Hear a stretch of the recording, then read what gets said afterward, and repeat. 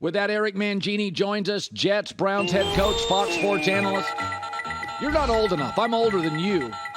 Those George Allen teams were great, man. They were. Anyway, I'm reminiscing. Look, I agree with you. Ownership matters, and you want them to care. You want them to be passionate. You just don't want them to be involved too much. And then there's a great example of not only all the things off the field, but being involved way too much in key decisions just crush the franchise.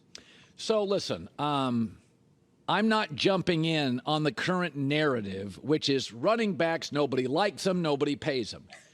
Owners are not stuffing the money in their pockets. They're paying edge rushers, quarterbacks, wide receivers. They're paying people. Analytics say don't pay a running back a second huge contract. The data is there clearly. So the Giants did offer Saquon a deal, and they were off by $2 million. They offered him a long-term deal. It wasn't the deal he liked. Sometimes GMs can win too. But it is an interesting dilemma. Once you pay Daniel, who is highly reliant on Saquon, it does appear to have created resentment with Saquon. Had they just franchised Daniel Jones and not paid Saquon, I feel like, Aaron, the bitterness would not run as deep. Right? Like that's what it feels like. Once you pay Daniel $40 million for 4 years, now you create resentment. Is that fair? Yeah, there's going to be resentment, but resentment sometimes isn't the worst thing in the world if a guy's working off of a 1-year contract. He's going to be on a franchise deal, and they're banking on the fact that he won't hold out and that he'll eventually show up. And it's a difficult decision to make. Saquon had a really good rookie season. His next season was pretty good as well, but then he got hurt. He had the down year. They didn't really know what they were getting last year, and he was incredibly productive. But is that what it's going to be over the next 5 years, or is it going to be another hurt season, another down year? They used him a ton, so now they're in a situation where they pay him for $10 million. They're going to use him a significant amount. He's going to be angry, but an angry running back isn't always, and an angry player isn't always a bad thing, and on a 1-year deal. Yeah. It can be a really great thing for you. Yeah. So I said this. It was Dalvin Cook and DeAndre Hopkins 2 weeks ago, and now I hear it's Darrell Henderson and Leonard Fournette. Mac Jones has Devontae Parker 3 more years, no number one receiver. His college receivers were better. Now he finally gets an offensive coordinator, but I think it's his third coordinator in 3 years. Again, speaking of resentment, do you think they have supported Mac Jones to the level that a young quarterback should be supported? Yeah, absolutely. And I think DeAndre Hopkins going there would have been a big mistake. I don't think that works in New England right now with a young quarterback. It would work with Tom Brady. It wouldn't work with Mac Jones with his personality.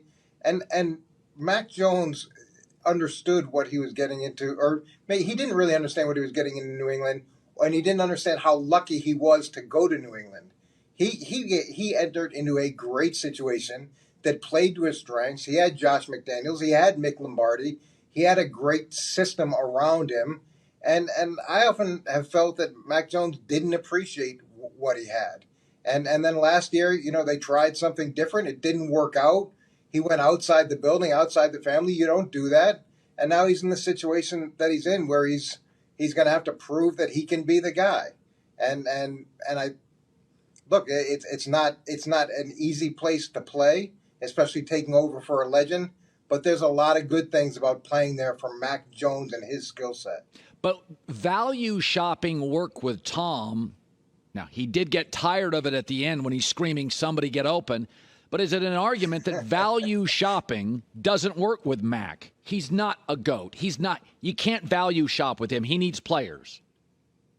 Well, the other part of value shopping with Tom is really good players were willing to go there at a discount because they knew they had a chance to win.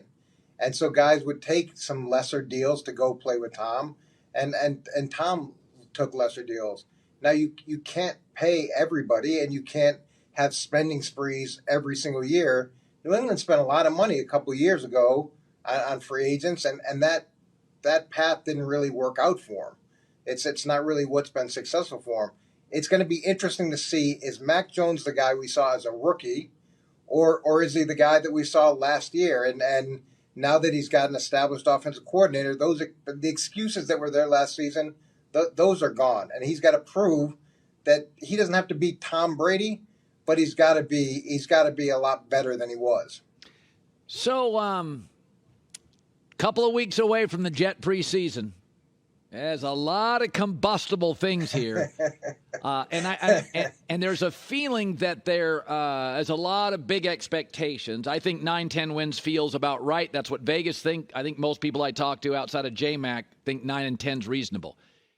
Do you think expectations? You're out in the East Coast a lot. You know it. You know you coach the Jets. Do you feel like, boy, the expectations are unreal, or I mean, when you had Favre, people were crazy. Are they as crazy this time? Do you see similarities? Look, they should be crazier than when we got Favre. You know, I went to the playoffs my first season. We had a down season the next year.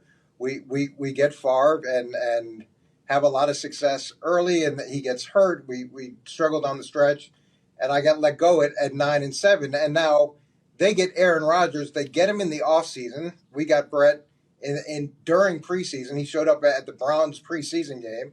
Okay, they've got an offensive coordinator that's worked with him before. They've got guys that he's worked with in terms of players. There are so many advantages to this situation versus when we got Brett. So expectations should be high. This is a team that lost a lot of close games last year. Yeah. This is a team that has a lot of talent. So now you go spend $100 million. You get a guy that's one season removed from back-to-back MVP years. Yeah, expectations should be sky high. You're in New York. Expectations are always going to be sky high anyways. You might as well lean into it because they're not going away. And I can tell you the ownership is going to expect you to win big, probably win the division, go deep into the playoffs, arguably go to the Super Bowl. If not, you know, someone else is probably going to be coaching there for you. By the way, you almost make me think they can win 11. When you're winning in New York, go back to they could win 11. They should win 11. You've got Aaron Rodgers. You've got a ton of young talent. You lost a lot of close games last year. You're deep into the system defensively. You've got an offense coordinator that's worked with this guy. You've got players that he knows and trusts.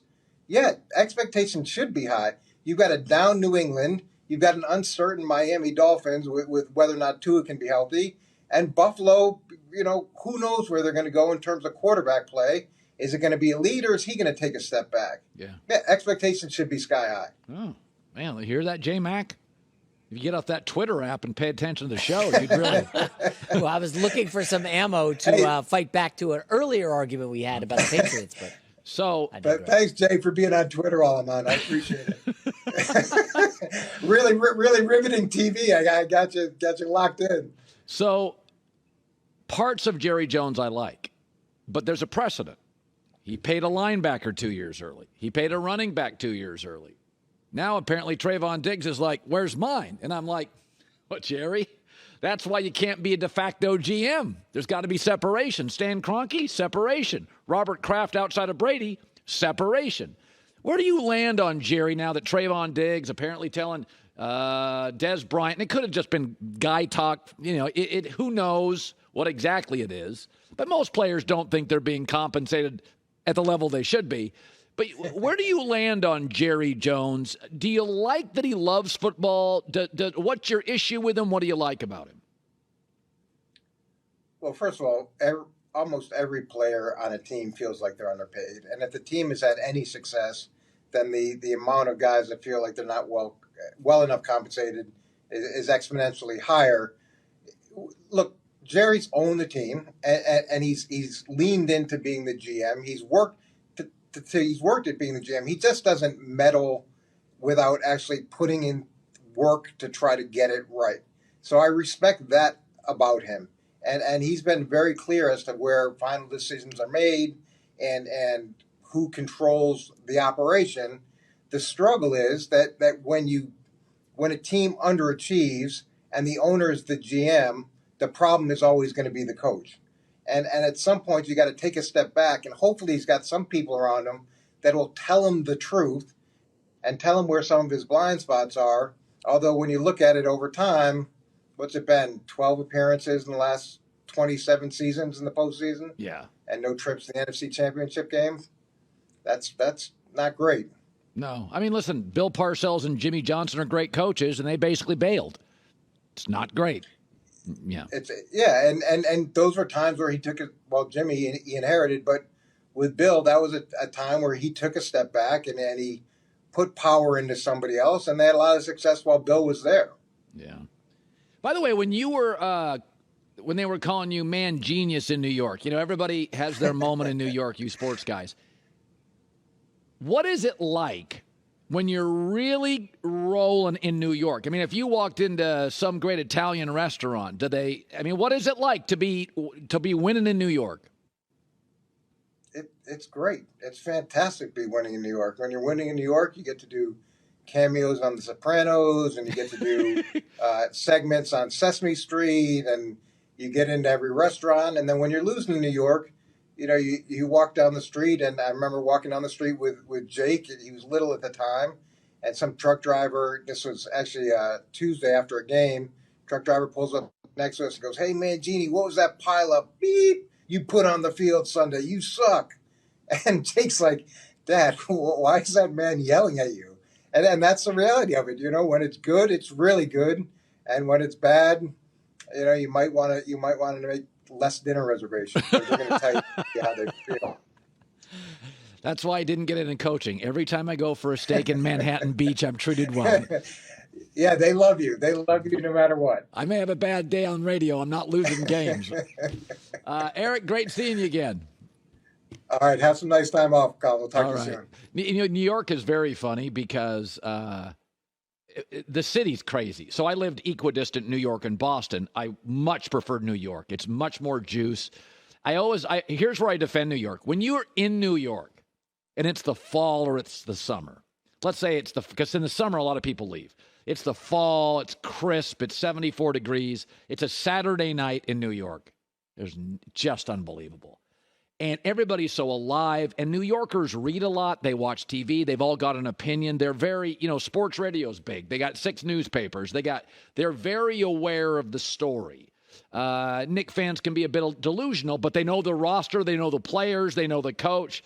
So part of me, it's you say to yourself, how rude to say that to a coach. But I can remember when I was on New York radio, it didn't matter if people liked me or didn't like me. They were engaged. They had an opinion.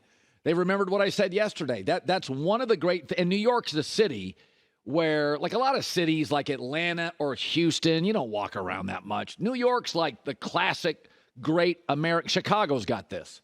You walk around Chicago. You're walking around the river. You're walking around downtown. New York's got that.